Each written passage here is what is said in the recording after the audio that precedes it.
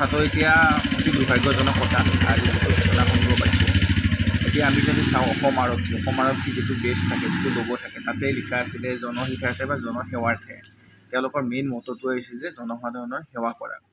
এতিয়া আজি ঘটনাটো অতি দুৰ্ভাগ্যজনক যে কিহৰ কাৰণে হ'ল সেইখিনি অন দ্য স্পট তেওঁলোকে গোটাখিনি বুজি পাব।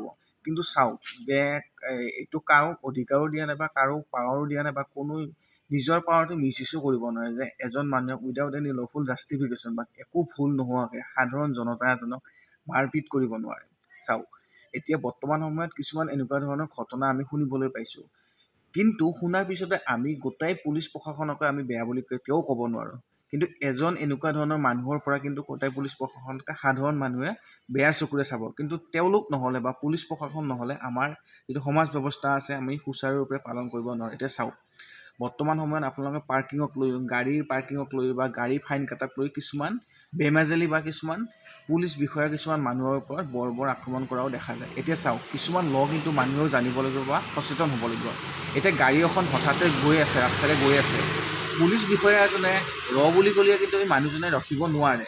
কিন্তু এনেকুৱা কিছুমান আছে বা আইনো আছে, মানুহজন যদি যাই আছে তেতিয়া গাড়ীখন ভালদৰে ক'ব লাগিব যে আপুনি ৰখক গাড়ীখন। তেতিয়া তেখেতৰ অধিকাৰ আছে যে গাড়ীখন ছাইডত ৰাখি পেলাই ধুনীয়াকৈ সুধিব পাৰে যে আপোনাৰ কাগজ পাতি আছেনে। কিন্তু তৎসত্ত্বে নকৰি কিছুমানে চাবি কাঢ়া দেখা গৈছে, মোবাইলত ফটো লোৱা দেখা গৈছে, তেখেতৰ হাতত কোনো ধৰণৰ চালান নাই।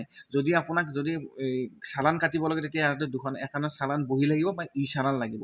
এনেকুৱা ধৰণৰ চালান নাই, কিন্তু চালানো নাই, তাত সত্ত্বেও মানুহক কিছুমান জোৰ জুলুম কৰিছে বা ফটো তুলিছে বা মানুহক ভয় ভাবুকি দেখাইছে। এতিয়া চাওক এনেকুৱা ধৰণৰ ঘটনা হোৱাৰ পিছত আজি ল'ৰাজন কেনেকুৱা ফেমিলিৰ পৰা বিলং কৰিছে। শুনামতে তেখেত কটন বিশ্ববিদ্যালয়ত অধ্যয়নৰত ছাত্ৰ। এতিয়া তেখেতে ঘৰৰ টানতে হওক, আৰ্থিক অৱস্থাতে হওক, ডেলিভাৰী বয় হিচাপে কাম কৰি আছে বা নিজৰ পঢ়াৰ যিখিনি খৰচ পাতি সেইখিনি ওলাইছে। যদি সেনেকুৱা এজন ল'ৰাক আজি পুলিচ প্ৰশাসনৰ হাতত আপুনি প্ৰহাৰ হ'বলগীয়া হয়, এইটো অত্যন্ত দুৰ্ভাগ্যজনক কথা। আৰু মই এজন অধিবক্তা হিচাপে মই এইটো কথাই ক'ব বিচাৰিছোঁ যে আইন আছে, আইন আমাৰ হাতত লিখা আছে, আইন বনোৱাই আছে, আইনটো ইমপ্লিমেণ্টেশ্যন কৰিব লাগে।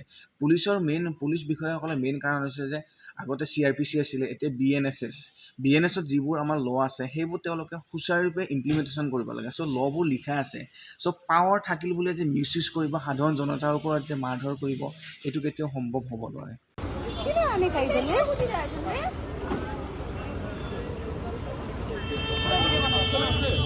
আচ্ছা